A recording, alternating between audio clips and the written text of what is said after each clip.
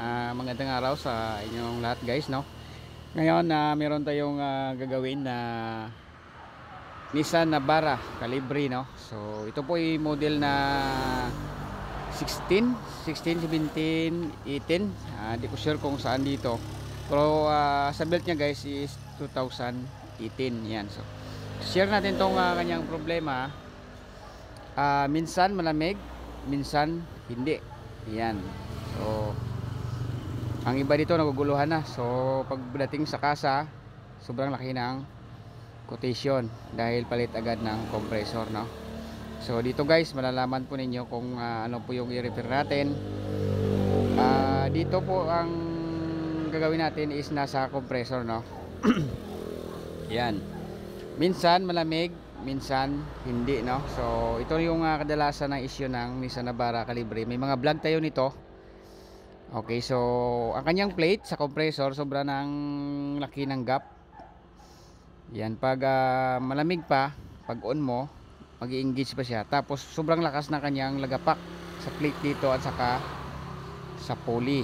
Yan, so di natin kasi nakakabit pa, no. Ayan, no, sobrang laki ng gap sa plate at saka sa pulley. Yan. So mangyari nito, mawala yung lamig, pero pag nakadaan kayo sa lubak-lubak, makalundag tong sasakyan, babalik yung lamig kasi masyak yung plate. So mag-i-engage siya. Ayan, pag automatic na, mag-off siya, doon na, hindi na naman siya babalik mag-engage yung plate. Yan. So mas maganda na pag ganito guys, na mapacheck nyo na para maagapan agad, hindi mapunta sa masira yung bearing sa katamaan yung compressor, no. So ang gagawin natin dito is magpalit tayo ng pulley assembly lang sa compressor. Yan, tanggalin ko lang muna yung compressor para may pagkita ko sa inyo yung sitwasyon ng plate pagitan sa pulley. Yan, so panoorin lang hanggang dulo guys para ka-idea kayo dito. So tanggalin ko lang. Okay, ito na guys, natanggal na. Sobrang tigas tanggalin. Hirapan tayo tanggal. So sobrang hirap dito tanggalin sa ilalim na bolt kasi yung sobrang sikip, ganyan. So kailangan talagang mag-improvise ng gamit. So ito ang ginamit ko, 14mm. So mura lang naman to guys, no. So itong kasi pag back rinse lang, no, di kaya. Yan, ganyan dapat. Okay, let's go tayo sa ating problema dito sa unit, sa compressor. Okay, so ito yung problema guys, oh. Yan. Sobrang laki na ng gap, tapos manipis na yung plate.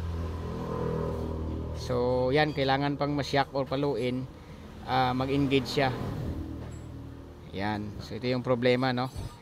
Okay, so ang gagawin natin dito, palitan natin to ng buong pulley assembly lang. So ugod naman yung compressor, pero pag sa kasa to, depende kasi meron may nag-message sa akin na subscribers din natin, no.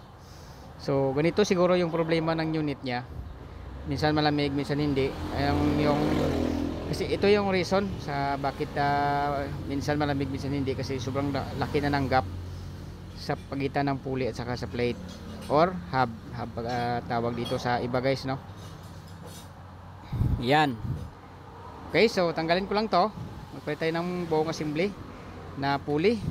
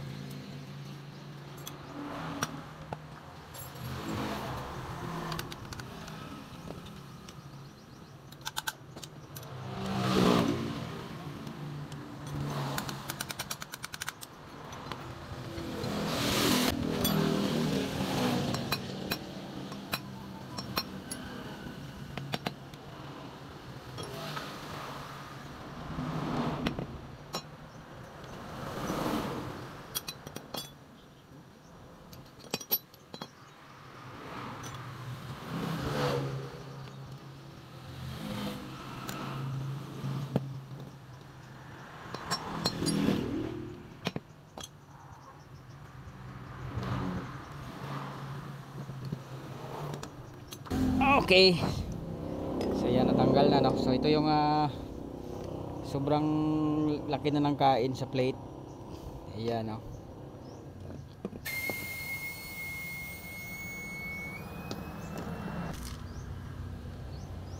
Ayan, so good pa ang kanyang coil. So ito lang yung nagka-problema sa plate saka sa pulley. Ayan, bingkong na, no? Hindi na portion yung lapat kasi dito, hindi na lumalapat, dito na lang. Okay, so magpalit tayo ng bago. Ito yung palit natin.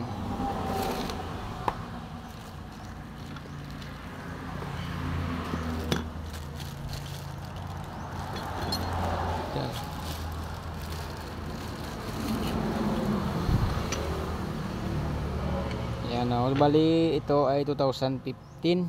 So yung unit natin 2018. Ayan, so good, nagkapareho lang yan. Okay, tapos yung filter nya, ibin filter nya, mamaya palitan natin to ng bago. Okay, so simbol na natin to, guys.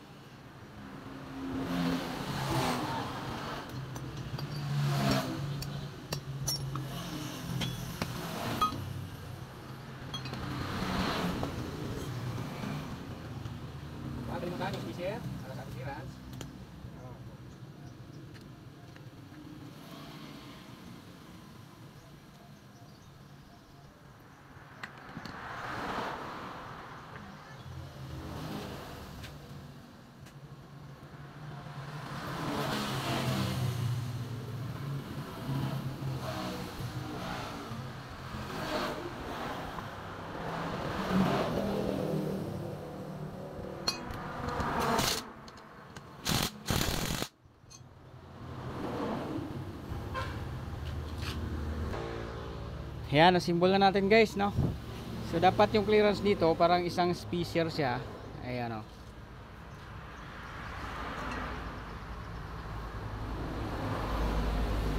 Ayan, so tansyahan lang yung clearance, mga isang spacer nito. Ayan, basta hindi siya wala siyang sagid. Ayan, smooth igalaw. Okay, so simbol ko na to, guys, kasi medyo fast forward natin. Takot ko lang doon sa unit. Okay, ito na, guys, no, sa habang time na ating pag-simbol sa pagbalik ng compressor. Start na tayo. Sige, start. Isla na. Ayun. Ayan.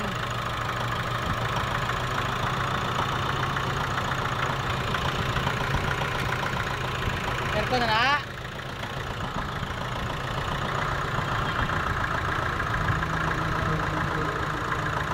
Up. Aircon on. Okay. So di kayo kita, guys, no? Ito ay compressor.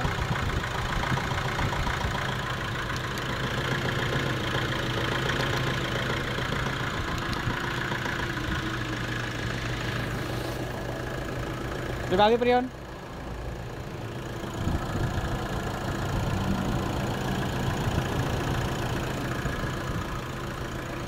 Yan, so okay na guys. Yan, full charge na lang namin, then tapos na po ito. So yung filter nakabit na rin, no? Okay, so yun lang ating video. Sana may na-share tayo dito sa Navara, no? Bali nagpalit tayo ng pulley assembly kasi minsan malamig, minsan hindi nyo. So nakita nyo naman yung problema sa pulley natin.